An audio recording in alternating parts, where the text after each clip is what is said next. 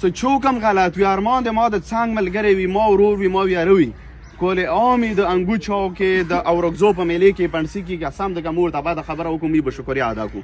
خو څه غلط نه وي کنه د اورکزي کوم ځای کې هم د اورکزي بچی اوچتېږي د پښتانه بچی اوچتېږي موږ مزاحمت هم کوو مور ته علم دي تاسو ته ټولو ته پاته وي څه 2-3 میاشتې وشوې زموږ یو ملګری لقمان ورسره نور 3 ملګري غی اوچات کې ډېرې مور ته دا یو څه که غلط وي و مشر ته غوږ ویه عزت ګل حاجي ته ویه بل مشر ته ویه څه دغه وړ کې دا غلطي کړې مو اوچات کړې مو خولې ماته که مو به نابخنه وغواړو مو څه د څوره خبرې ګډې دي د وړکیو په باره کې سره کلاو کوو دا غلطي ګډې خو که نه وي څه د کومه غونډهګردي و کومه بدمشي د پاکستان کې چلورې بیا خاص کر مو پښتنو او قبایلو او ورکزو سره دا مو نشو منلی څنګه تاسو د مشران په نړۍ راپراتلی نو شاله د تاسو بچي د ځوانانو در سره په نړۍ راپراتلی لري خو څه به کې مړي به جیلونو ته شي 2008 کې مو دوه ډېر شهیدان شوي خو لکه ورک ځړان شوی که اوس 2024 کې شهیدان شو کوم وطن دپاره ولا که ورباندې خیماني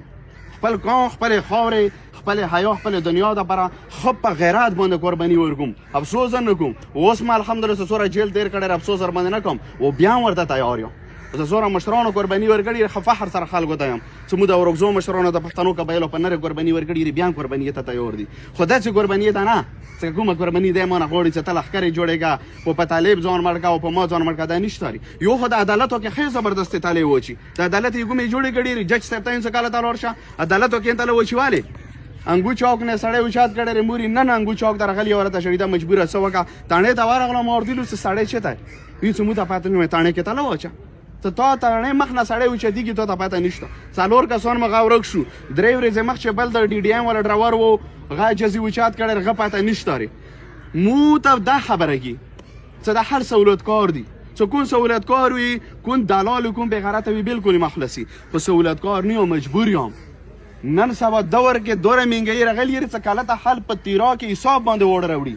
و دا طالبان راشي در توار ټکی څه ټیکاله روباسې او که نه وي در بیاخیلو مشرانو به دا ځي وي بل متي یو وړ کې والی و دیزه نه دیزه پرې ورکې روغ ځنه و طالبانو والی و حکومت ورته یوه فریستن نه واله نی ورته څه پیکیج ورکړه نی سرکري علاج ورته وکړه نی د هغه وړکې فریاد واورېده مو ورته هغه فریاد کړی دی صرف په دې باندې څه ورته سره روزانه ټیکاله نشم درکوی پس تا ته ټیکاله درکړم زه انګو ته سم بیا مو ټینګي خو څه در ته پلار به مو سره کړي دوباره به هغه وړکې مجبوري نه ټیکاله نه ورکړي د هغه وړکې تپوس کوم کړی دی د هغه وړکې تپوس مشر کړی دی موی کړی دی یا حکومت کړی دی هېڅ یې ونه کړ خو څه ونه که اوس هغه نور خلک به مجبوري نه ټیکاله ورکړي بدمشي نه چوک چوک ورور ته ټیکاله نه ورکړي دوره مجبوري راغلي یې و دا دوره شل 10 کسان دی په تابې راوستلي دي دې ته